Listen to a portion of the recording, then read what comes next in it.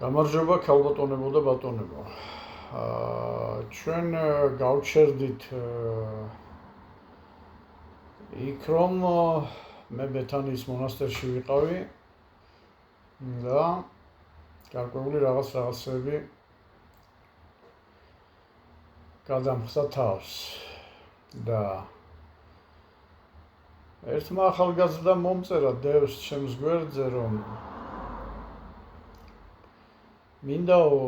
მოგისმინოთო, მაგრამ ძალიან გრძელი ფორმატი გაქვთ თუ არჩეულიო და ცოტა მოკლე ისინი ჩაწერეთო და თუ თქვენც ასე ფიქრობთ, ჩემი მსმენელები და გამომწერები, მომწერეთ. ეხლა ჩემთვის მნიშვნელობა არ აქვს, ახლა როგორც მე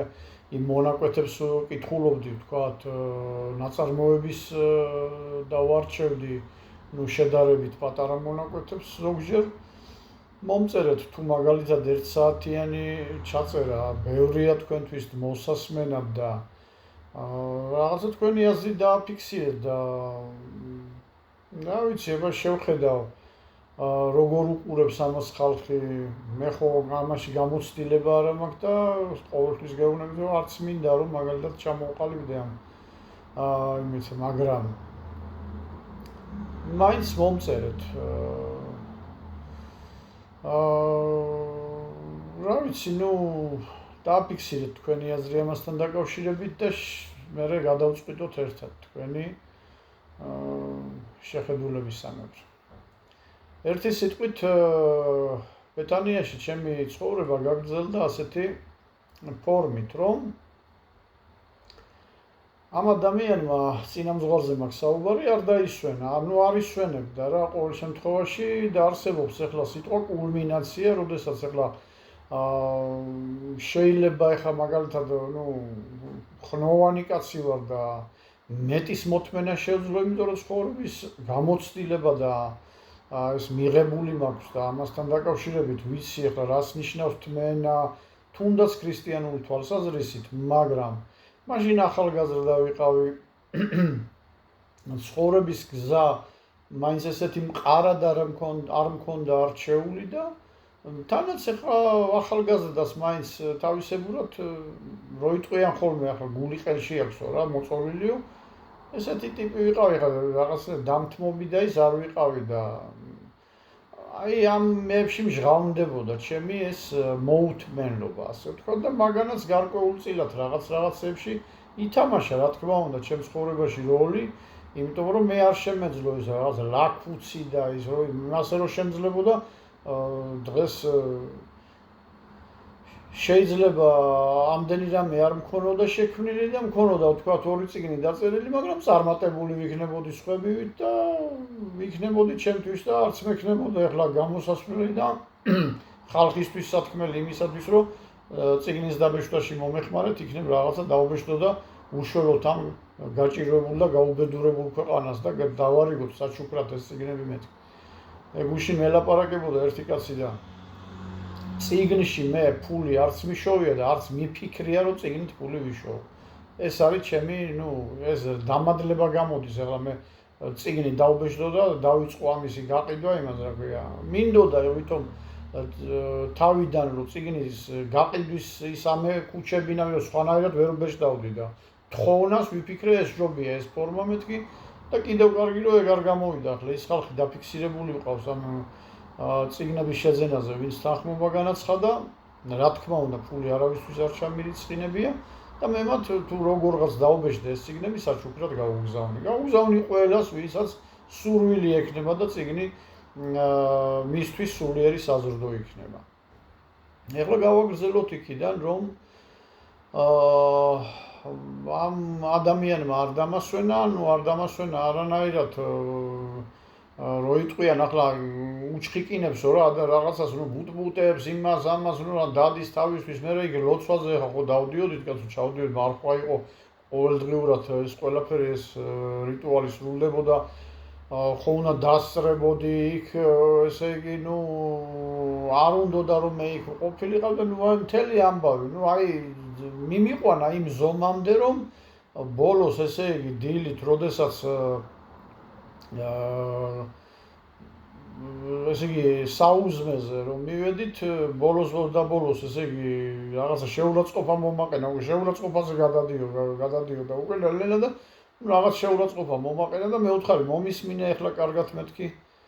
აი ამ თაფლის ჯამს მეთქი მე ვთხარი რომ უყურებ ძალიან ახლოს დაინახავ ახლა მეთქი და შოთა ჩადგა მე შუაში იქ იტაგე და გამოვედი არც მიჭამი არც არაფერი აი გადამიყვანა ჭკუიდან არ ვიცი ახლა რაღაცნაირი ადამიანი იყო და ეს ქვებუდანი ისინიც კიდე ეს რაღაც ლოთები იყვნენ მოდი ვთქვათ კიდევ ერთხელ გაუსვა მხას და იცით თქვენ ჩემმა მსმენელებმა მე რომ ლოთისა და ნარკომანის ატანა არ მაქვს იმიტომ რომ ადამიანი რაღაცაზე რო ხდება დამოკიდებული ჩემთვის ის მიუღებელი იყო ახალგაზრდობაშიც და ეხლაც და ყოველთვისაც და განსაკუთრებით ლოთი და აი ეს ლოთობა არ შეიძლება და სასტიკად არის აკრძალული ქრისტიანულ იმაში. რა კიდევ ვიზახი რა არავინ არ დაბრკოლდეს იმისათვის რომ მოელოდეს რომ ზოგჯერ შეიძლება სადმე რაღაცა შეხვდეს ამისთანაც და აქედან გამომდინარე ეხლა მონასტერი არ არის ის ადგილი რომ მოდის მეორედ მოსვლა რო ხდება დიდება უფალს ეკლესიიდან იწყება განკითხვა თქვენ იცით რომელიმე გადაშალეთ სახარება რომელიც მე დავებით ხოლმე და რაღაცა უაზრობებს რო წერთ იქ ჩემ გვერდზე და წასაშლელი რომ მიხდება იცით თქვენ რა ხდება ყველაზე დიდად ეკითხება იქ ხალხს და ყველაზე დიდად უნდა დაიცვა წესები იქ მყოფმა ადამიანმა სხვა შემთხვევაში ჩვეულებრივი ადამიანი შეიძლება იყო, მაგრამ იმისი არ იყოს ახლა ეს დედაკაციო ის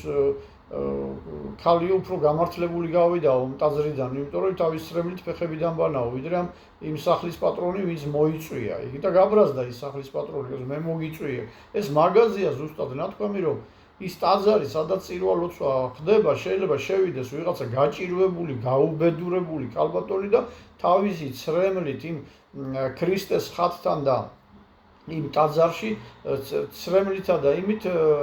როგორც ქრისტე ამბობს ფეხები იმას ქნაო და შემიმშრალა თავის თმებითო აი ის ქალბატონი უფრო გამართლებული გამოვიდეს ვიდრე ის წირვის ჩამტარებელი ეს ახლა მე 1000-ჯერ მქონია სასულიერო პირებთან ამაზე საუბარი და ეს მათაც იციან ვინც ნორმალურად და ობიექტურად ჟის ყველაფერს აბა ჩვეულებრივი ფანატიკები რომ დადიხართ და ესე როგორ შეიძლება და იმაზე ასე როგორ თქვი სახარება წაიგითხეთ კაცო წაიგითხეთ და ისწავლეთ ის სახარება აი ეს არის ჩემი თქვა თორე მე რას გიყვებით და რას არ გიყვებით ეს ჩემი თავგადასავალია ბატონო და თუ გინდა ნუ მომისმენ კაცო ასე რომ მე დროზე ადრე მომიხდა იქიდან წამოსვლა ჩავალაგე ჩემი ის ყველაფერი რამე და მოვდივარ ახლა ნუ მოვდივარ უკვე გამწარებული რა ნუ არ მომცა ამ კაცმა საშუალება რომ მე სადღაც არ ვიცი ერთი კვირა ვიყავით დაახლოებით რა ხო და მოვდივარ და მე ვთხარი ჩავალ ახლა ნუ საპატრიარქოში და რომ შემეკითხება პატრიარქი რა არის და როგორ არის მე ვთხარი ხა შენ არ გეგონოს რომ მე იძულებული ვარ თქვა კაცო რა ნუ დაახლოებით ახლა დეტალურად არ მოუყვები მეთქი მაგრამ ყოველ შემთხვევაში ვეთქვი მეთქი რომ ვერ შევეწყეთ ერთმანეთს და ამას ნუ მაშ ხო შემეკითხება ადამიანი კაცო რისთვის ჩამოხვედი ადრე დანიშნულ დროს რატო არ ჩამოხვედი და რაღაც ხო უნდა უთხრა კაცო საქართველოს პატრიარქია ის ხო არ არის კაცო ვიღაც რომ რაღაც ხო უნდა უთხრა და ამიტომ ვეთქვი რომ ვერ შევეწყეთ ერთმანეთს და შენ აუტანელი ადამიანი აღმოჩნდი. აბა რა უთხრა მაშინ? მე ვარ დამნაშავე კაცო, მე ხო არა ვარ დამნაშავე, არაფერი დამიშავებია შენთვის. და შენო რამდენის დააშავეო, მერთი მოგკითხავსო და პატრიარქიც მოგკითხავსო და ნუ ესე დავშორდით ერთი სიტყვით ბოლოს რომ მართლა რაღაცა ამ ადამიანისთვის არ დამეშავებინა და მართლა სათქმელი არ აქონოდა იმისი რომ ან რაღაცა ხელით შემეხოდა ან რაღაცა ნუ წამოვედი და მოვდივარ იმ გზით, რომელი გზითაც მეუფე თადეოზი და მამანოდარი და ის რომ მითხარით ერთად რო ჩავედით, აი იმ გზით მოვდივარ ეს აღმართია, საშინელი აღმართი, თან ახლა თოვლში, ნუ ძლივს ამოვედი, მაღლა და როდესაც მაღლა ამოვედი და გადმოვიხედე იმ ტაძრის ეზო უკვე პატარა ჩანს და იმ ტაძრის ეზო შუაგულში დგას ეს და იქიდან მიყურებს. ხედავ ახლა ნუ პატარა ისა ჩანს უკვე იმიტომ რომ მაღალი ის არის მთა და გადმოვიხედე დავტოვე ეზოში, ასე ვთქვათ, ხედავ რომ ეზოში დგას. დავემშვიდობე რა შოთას რამე ყველა იმათ საერთოდ მარგამისია იმათვის იმ სერგის დავემშვიდობე. ხო და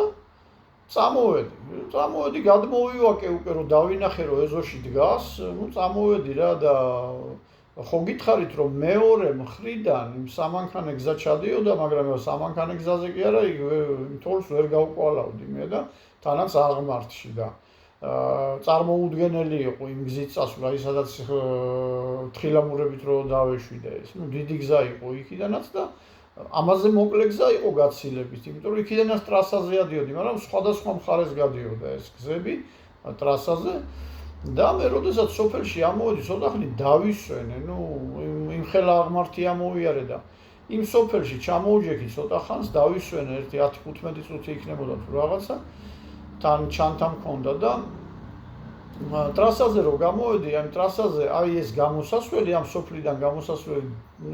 სადაც არის, იმ ადგილზე ტრასის გადაღმა, ანუ ეს თბილისისკენ მომავალი ტრასა არის და ამ ტრასის გადაღმა იყო სასადილო. მაშინ ეს ჩვეულებრივი ესეთი სასადილოები იყო ხოლმე, პატარა სასადილოები, კეთდებოდა ძალიან კარგი კერძები, ცხელი რამე და შევედი რომ მე ვიფიქრე ახლა რაღაცა ცხელ კერძს შევჭამ მეთქი რომ შევთმე ცოტა მაინც ამ თოლში და იმაში და შევედი ცოტა ხანს დავჯექი იქ იჯდა ცოლ-ქმარი ბავშვთან ერთად და მანქანა ედგათ გარეთ და მე ვთხარი რომ უკაცრავად ესენი უკვე სადღაც ჩემზე ადრე დაამთავრებდნენ ალბათ და უკაცრავად მეთქი მე ვთხარი მონასტრიდან მოვდივარ და ძალიან ისე ვარ და თუ თქვენ დავინახე რომ პატარა ბავშვი ყავდა და მეუღლე რა ამ კაცს და თუ თბილისში მიბრძანდებით მეთქი მე ვთხარი გამოყვებით მეთქი რომ რას ლაპარაკობ მოგენაცვალე რა იმ კაცმა მითხრა ახალგაზრდა კაცი იყო რას ამბობ წაგიყვანთ როგორ არ წაგიყვანთ აბა რას ვიზავთ და მეც ცოტა ისეთი ჩქარი ტემპით შევჭამე საჭმელი და ჩქარობთ, მაგრამ ერთი სიტყვით დავჯექი წამოვედი. ანუ ამაშიც რაღაცა გარკვეული დრო დაიკარგა და სად მიბრძანდებით და მე ვთხარი საპატრიარქოში მივდივარ მეთქი რა და ასე გზაში ახლა დავილაპარაკეთ რა და ბეთანიის მონასტერში ვიყავი ასე რაღაცა 1-2 სიტყვით აუხსენი რომ ესე იგი ბერად შედგომას ვაპირებდი, გაუკვირდა იმ ცოლ-ქმარს ძალიან ახალგაზრდა ბიჭი ვიყავი მაშინ ძალიან ხო და ახალგაზრდა პატარა ბავშვი ვიყავი რა ახალგაზრდა ბიჭი კაცო და ესეთი საბერო და ეს საოცრება იყო მაშინ ხო გითხარით არა წინა იმებში და არავის არ შეეროდა ესეთი რამე ერთი სიტყვით მიმიყვანა პირდაპირ საპატრიარქოსთან, სიონთან, პირდაპირ კარებთან მიმიყვანა იმ კაცმა თეთრი მანქანა ყავდა, ესე იგი მაშინ ჟიგულები იყო. ხო და მადლობა გადაუხადე ახლა ამე და ჩამოვედი ამ სიონის კიბეებზე, პირდაპირ შადიოდა მაშინ კიბეები. ხო და მე ხელმარცხნივ ადიხარ უკვე ძველი საპატრიარქოს შენობა. და იქაც რამოდენიმე 2 თუ 3 კიბე ადის და ეზოში შედიხარ და ეზოდანაც მე რო გადაივიდ პატარა ეზოა და იმ ეზოშიც ერთი 2-3 კიბე კიდე ადის და შედიხარ პირდაპირ შენობაში და აი ამ ეზოშ კიბეებზე რო ავდგი ფეხი და ეზოშ ჭიშკარი რო შევაღე ხლა მილიციელი იდგა ხოლმე 1 ხან 2 და უცნობ ადამიანებს არ უშვებდა იქ და მე ხა იქ ფაქტიურად იქ ვცხოვრობდი რა და ყველა მიცნობდა ჩემთვის ის არ იყო რა და რო შევედი და ეს რო შევაღე ეს მილიციელმა შემიღო რა ის კარები რომ დამინახა რომ ავდიოდი და შიგნით იღებოდა ის კარები და რო შევედი და შევდგი თუ არა ფეხი ბუნებრივია ეს გავიხედე საპატრიარქოს კარისკენ და რას ვხედავ ეს წინამძღვარი იქ რომ დავტოვე და იმ თიდან რო გადავხედე და ეზოში რო იდგა დგას გარეთ კარებში ჩაცმული ანაფორაში სუფთად რამე გაპრიალებული ჩექმებით ესე რამე და გამოიყურება კარგად და გავჩერდი ესე იგი გავჩერდი და ღმერთო ჩემო ვფიქრობ ეხლა ხო არ მეჩვენება ან ხომ არა გავს ან ძმა ხომ არ არის ან რაღაცა ამ დროს იმან დამინახა გაოცებულმა შევხედა და მე ვარ მეო აბზანდი ეხლა მაღლაო მიბზანდი აბა მიბზანდი მაღლაო და გეტყვიან იქ სათქმელსო აჰა გასაგებია ესე იგი როგორც შემდეგ შევიტყვი ამას ეს ცხენზე მოახდა რომ დამინახა რომ გადავივაკე ამ ცხენით ეს ცხენი გაწაფული იყო ამ ტალახებში და თოვლებში და იმაში ამოურბენია იმ მეორე გზიდან იქ სადღაც მიუბია რაღაც ვიღაცასთან ის ცხენი და ტრასაზე ახლა ყველა გაუჩერებდა ამ იმას და ჩამოვიდა იქ ან გამოიცვალა ტანსაცმელი იქ ადგილზე და ზევით და ნუ ერთი სიტყვით დამხვდა საპატრიარქოში და უკვე პატრიარქთან ნასაუბრები. ეხლა წარმოიდგინეთ თქვენ ეს რა პიროვნებასთან მქონდა საქმე რა. ნუ რა ეშმაკთან და რა გაიძვერასთან ასე ვთქვათ მაპატიოს ღმერთმა, მაგრამ აი მე მაგალითად მასეთ რამეს ვერ გავაკეთებ, ვერც მოვიფიქრებ, ნუ არც ვიკადრებდი მე მაგალითად აი იმ ასაკშიც კი არ ვიკადრებდი მასეთ რამეს, რომ თუ კაცთან რამე მინდოდა ანის იყო, ან პირდაპირ ვეტყოდი, ანუ ყველანაირად უარყოფითი ადამიანი იყო და აი ამ მოქმედებიდანაც კი ჩანს, რომ ესე იგი დაესწრო ჩემთვის, რომ აი ამან ეს ჩაიდინა, ამან ის ჩაიდინა და რამე, მაგრამ ერთი რამე მინდა გითხრათ, რომ მე ძალიან დიდი გამოცდილება მომცა ცხოვრებამ და ერთ რამეს მივხვდი, რომ ადამიანმა რაც არ უნდა ჩაიფიქროს, აი ცუდის გაკეთება, მას ესე იგი ის განგებას მიხავს მაინც იმ რაღაც ადგილამდე, სადაც უშვებს რაღაც შეცდომას ან ისეთ რაღაცას აკეთებს, რომელიც მის დასამარცხებლად გამოდგება. აი შერლოკ ჰოლმსი ამბობდა, რაშუაშია გადავიდე და შერლოკ ჰოლმსი ამბობდა იმ წიგნი, რომ ვიცით ჩვენ ახლა ყველა მიცის შერლოკ ჰოლმსის შესახებ, რომ ნებისმიერი ქურდიო, აი ნებისმიერი არ არსებობს, აი ყველაზე პროფესიონალი ქურდიც კი, რომელმაც აი ყველაფერში რო ერკვევა. შანსი არ არსებობს რაიმე კვალი არ დატოვოს. ეს არის ჩვეულებრივი ისეთი რამ, რაც ესე იგი აი კანონზომიერი და ასეთი ადამიანიც, როდესაც ცუდს ფიქრობს, მაგალითად აი სხვას რამე დაუშაოს, ის ყოველთვის რაღაც ისეთ შეცდომას უშვებს, რომელიც შეცდომას თავადვე შემდეგ უტრიალდება. აი არის იურისპრუდენციაში ასეთი რამ, რომ ესე იგი, როდესაც საუბრობთ და ამ კითხვებზე პასუხს გვცემთო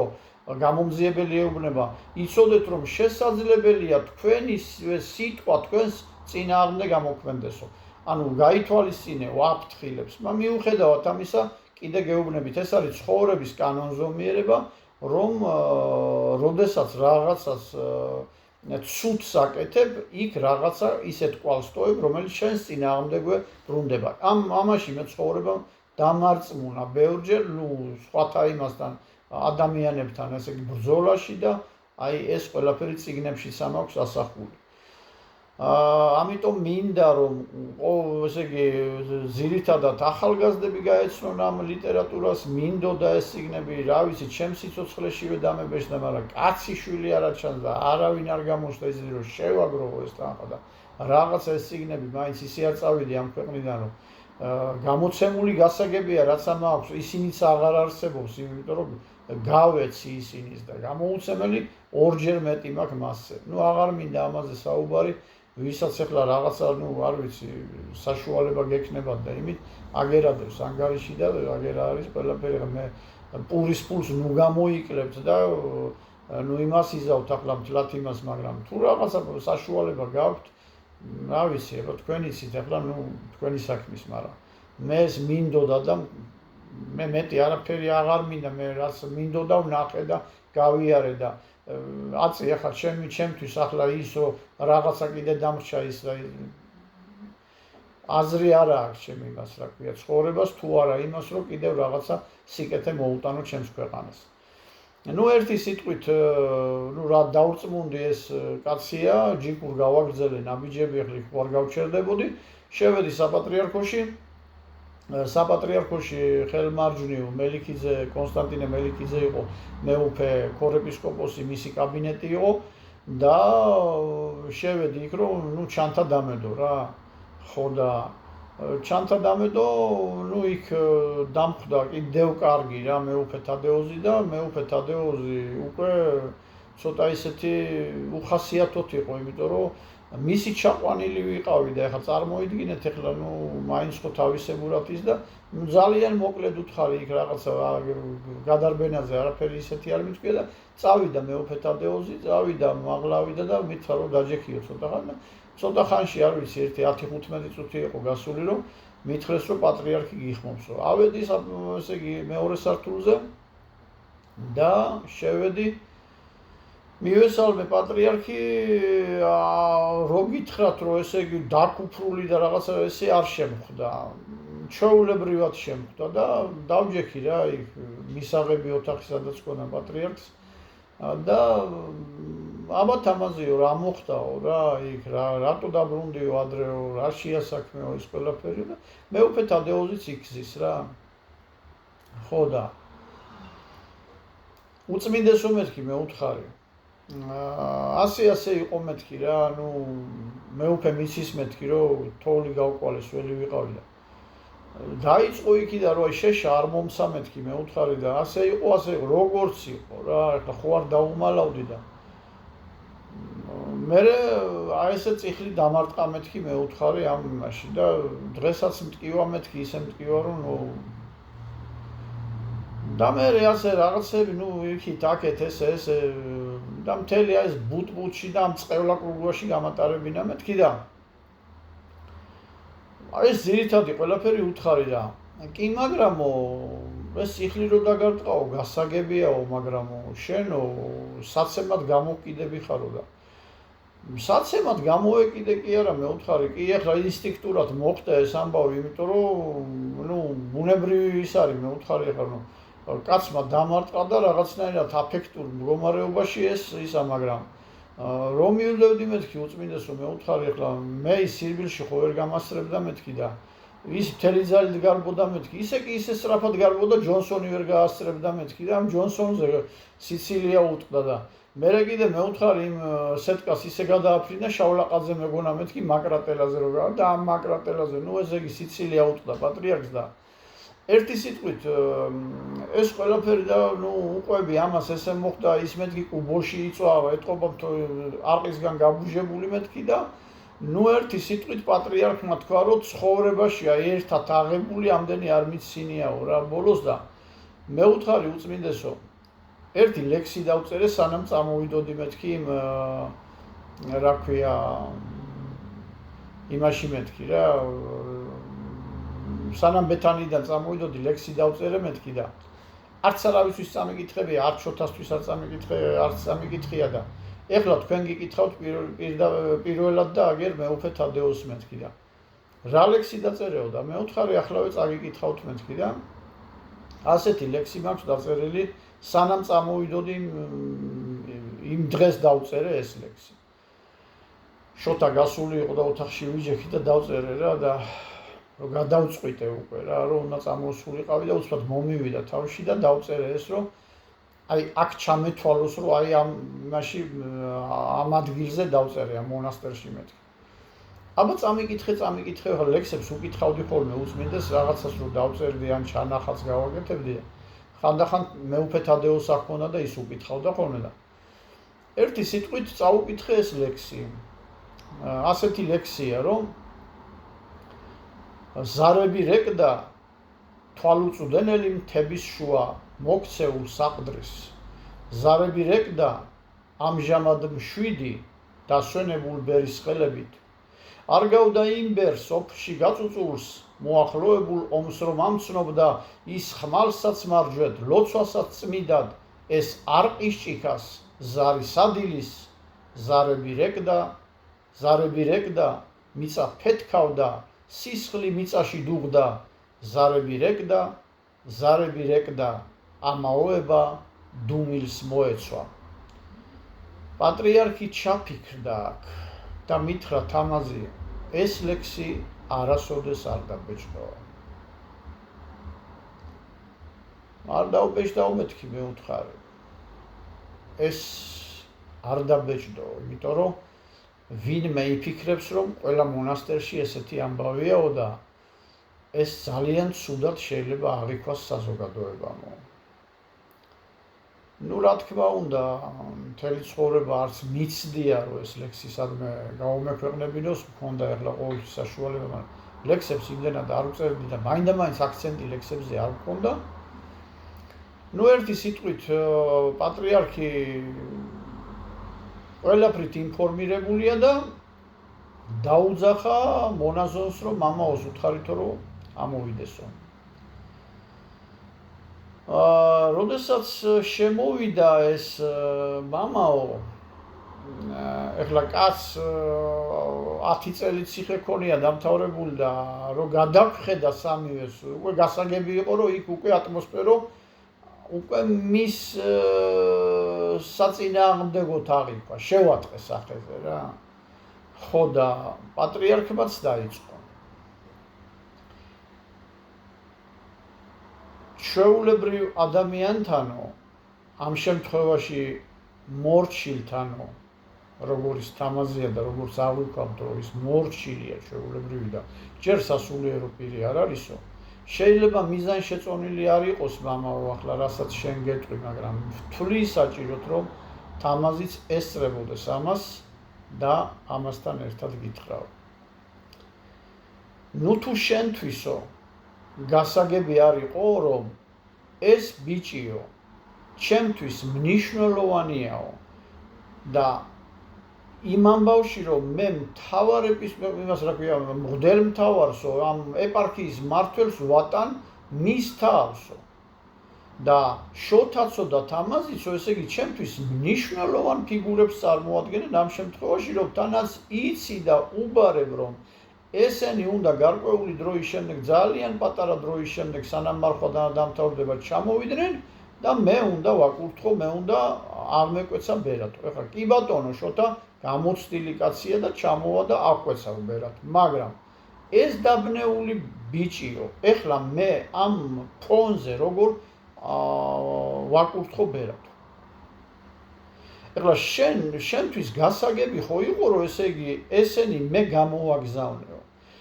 იმის მაგივრად რომ ეს შეშა მიგეცაო, ეხლა და რატო ვამბობ რომ თვითონ ადამიანი მიდის მეთქი იქამდე რომ თავის თავს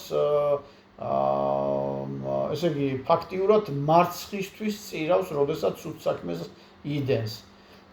როგორც დაუწყია საუბარის პატრიარქისგან გავიგე, მაშინ აი შენ რომ მითხარიო მაგალითად რომ ჩემი ერთადერთი დანაშაული ის არის რომ წიხლი დავარტყიო. აი რა ვთქვას, უყურეთ რომ ეს მაინც გამჟღავნდებოდა, იმიტომ რომ იქ შოთა იყო, ის იყო და ან იმ რუსს შეეკითხებოდნენ, იმ რუს ბიჭს ან რაღაცა ბოლოს რა მოხდა რა არა, იმანაც ხო გაიგო კაცო და ყველამ გაიგო ეს ამბავი, და უშუალოდ ის დიაკონი და ის დამალავდნენ და ის ხო მაინც გაირკვეოდა ეს ამბავი.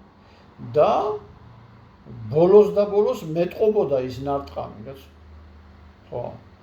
მტკიოდა და რამე და ანუ უთქვამს ამას რომ ჩემი დანაშაულიო შეიძლება მაგაშია მდგომარეობს მარტო წიხლი დავარტყი და შეიძლება ეგ არ და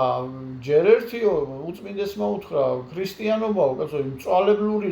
რელიგია საიდან გახდაო, კაცო. ჯერ ერთიო რომ შენ თვითონ რო დაინახე რომ სველი იყო ადამიანი, თავად უნდა შეგეთავაზებინა ის შეშა, იქ მორჩილი ხო ყავსო ერთი, მეორე, უცბათო ეს დააღლილი ადამიანებიო, მიგექციათ ყურადღება იქო და თქვენ თავად აგენტოთ ის ღუმელიო და თქვენ თავად გაგეთბოთ, ესე იგი კარგი, მეც რომ არ გამომეგზავნა და სადღაც მწირი ყოფილიყო და შემოსულიყო, არ უნდა მიგეხედათო, კაცო, სველი და გაუბედურებულიო. აი ეს ყველაფერიო არისო ძალიან ცუდად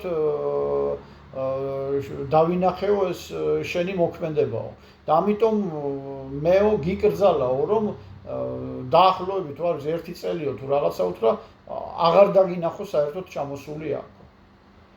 და გაუბრაზდა პატრიარქი ძალიან რა. და მით უმეტესო ერთი რამე მინდა გითხრა და ყველა მიცოდეს ესო, რომ მეო თამაზის კურთხევაო და თამაზის აქ ყოფნაო და მიხედვა იმაში მჭირდებოდაო, მინდა რომ ყველა მიცოდეს ეს და ამის შემდეგ ეს ყველამ გაიგოსო, რომ მე ამის იმიტომ უფრთხილდებიო, რომ მისი გონებრივი შესაძლებლობები მარწმუნებს იმაშიო, რომ მე ეს ბიჭი უნდა მოვამზადო იმისათვის, რომ იბერთა მონასტერში, საბერძნეთში, ათონისწყალზე გავაგზავნო და გარკვეული რაღაცა რამდენიმე ადამიანი კიდე მოვამზადო ამასთან ერთად და რაღაცა წამოიზრდება 2 წელი გავაო თუ 3 წელიწადი გავაგზავნო იქ არის ჩვენი არქივი, რომელშიც არ გვეძლევენ ამის ნებასო შიგნით იმ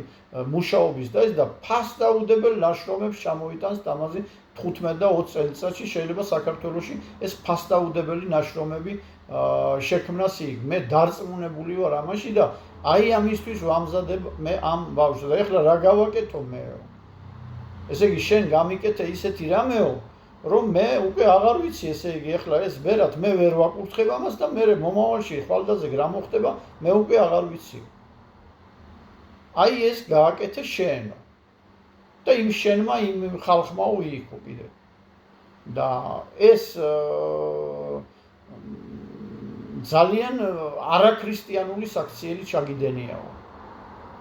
და ესეთი რამე აღარ გავიგო რომ საერთოდ მოხდეს, მაგრამ უკვე გააფუჭე საქმეო და ეხლა რა გავაკეთო. აი ამის თქმა იყო ქალბატონებო და ბატონებო ეს მოედო მთელ ქვეყანას, მთელ საპატრიარქოს იმ დროინდელს და გამიჩნდა აი ლეილა აბაშიძე ამბობდა ცხონებული რომ ჩემ წარმატებასო ყველას უყვებოდი ხოლმეო, იმას ვეტყოდი, მე მეგონაო რომ ყველას გაუხარდებოდაო ისი და თურმეო ამიტომ მტრებს ვიჩენდიო. რა არის იცით, ადამიანის ბუნებაა ეს, აი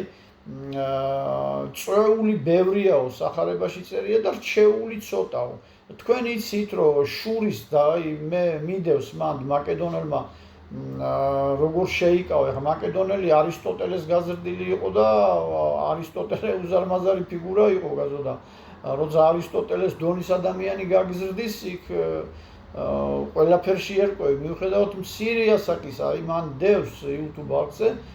შურისა და იმის ვნების დაუკების საოცარი მაგალითი აჩვენა ალექსანდრემ ისტორიაში კაცობრიობას. ყველა კი ვერ იკავებს შურს. ეს თქვენ იტყვით ახლა ეკლესიაშიც არის და იქაც არის და აქაც არის და სულ ყველგან არის ეს ბრძოლა და ეკლესიაში უფრო მეტად არის შეიძლება ითქვას, იმიტომ რომ ეშმაკი რო იტყვიან იქ უფრო მეტად ამძაფრებს ამას ადამიანის გონებაში და უფრო მეტად ებრძვის ეს ვნება იმ მე ეხლა იქ ყველა ცუდი კი არ შემხვდა, გასო კარგი ბერებით შემხვდნენ და კარგი ადამიანებით შემხვდნენ და იმათზედაც შეიძლება ვთქვა 1-2 სიტყვა, მაგალითად კონსტანტინე ქვარაია, მაგალითად რომელიც 18 წლისა შევიდა მონასტერში და 25 წლის ასაკში აღიკვეცა და ღრმად მოხუცებული იყო. უკვე თავის დასთან ერთად ცხოვრობდა თეკლათის მონასტერში. ასე რომ ასეთი ბერები შემხვდნენ, მე მარტო ის ბერები კი არ შემხვდნენ, რომ არყიშიქას და იმას რომ იმაშებოდნენ. კარგი ბერებით შემხვდნენ. ასე რომ და კარგი ადამიანებით შემხვდნენ და წინა იმაზე ჩაწერაზეც გითხარით, რომ დღეს ძალიან ბევრ სასულიერო პირთან მეგობრობ და ისეთებთან, რომლებიც აღმატებულები არიან, მარტო იმით კი არა, რა ქვია, თავიანთი მდგომარეობით, არამედ სულით და მორალით. და იქაც არის ეს ყველაფერი და გამიჩნდა ძალიან ბევრი მტერი და აი ამ მტრობამ როგორ სადამდე მიიყვანა ეს ჩემი მდგომარეობა და რითი დამთავრდა, რატო წამოვედი და ეს ყველაფერი რა მოხდა, მე შემიძლია მე მოკლედ იმას გითხრათ, რაც შეიძლება ეხლა ადამიანები აგერ ეხლა რა ვიცი, 1000-მდე კი მივიდა, მაგრამ დაახლოებით 1000-დან რამდენმა უნდა მომისმინოს 200-მა კაცმა, ხო? დაუშვათ იმ 200 კაციდან კიდე ბოლომდე შეიძლება 50-მა კაცმაც არ უყუროს. აქედან გამომდინარე გამოიწერეთ ის ჩემი გვერდი და თუ ვინმეს კიდე ჩემი ლიტერატურა კიდე ერთხელ გეუბნებით რა გადახედეთ, ეხლა მე არ დავალაგე იმ რა ქვია, არის ისეთი საიტები, სადაც ხმოვან შემოქმედებას დებს ხალხი და რაღაც ფასს ადებს. მე ხო ფასი არ დამიდია და უბრალოდ გეუბნებით კიდევ ერთხელ რა, ვისაც გაქვთ შესაძლებლობა იმისი, რომ დაუშვათ როდესაც გადახედავთ ჩემ შემოქმედებას, არ დამამადლოთ ის რის საშუალებაც აქვს. აგერ ანგარიშები მანდევს და ეს ყველაფერი ნახეთ და თავად გადაწყვეტეთ როგორ და რანაირად მოიქცეთ. ასე რომ დამელოდეთ მოგროვდით ადამიანები გამოიწერეთ ჩემი გვერდი კიდევ მრავალ რაღაცებს მოგიყვებით როგორ განვითარდა მოვლენები და რა მოხდა აი ეს არის და ჩემი ეკლესიიდან წამოსვლის შემდეგ კიდე როდესაც უკვე სასოწარკვეთილებისკენ მივდიოდი აი ამაზე თქვენ შეგიძლიათ წაიკითხოთ მოусმინოთ უпроსტორად მონასტრიდან სახიფათო თავგადასავლებამდე აი იმ მეგობარმა ამაცილა რო იტყვიან სასოწარკვეთილების გზას. ნუ მე განწირული ვიყავი ფაქტიურად, იმიტომ რომ ვეღარ ვახერხებდი იმ მდგომარეობიდან გამოსვლას და რატო წამოვედი და რა გახდა მიზეზი, აი ესაც ამასაც მოგიყვებით ჩემო ბატონო, ვეცდები მობილიზება გავუკეთო თავს, არ მინდა ხოლმე ესეთი რაღაცების გახსენება, მაგრამ ნახოთ. ხვალე არ ვიცი ჩავწერ როგორ იქნება საქმე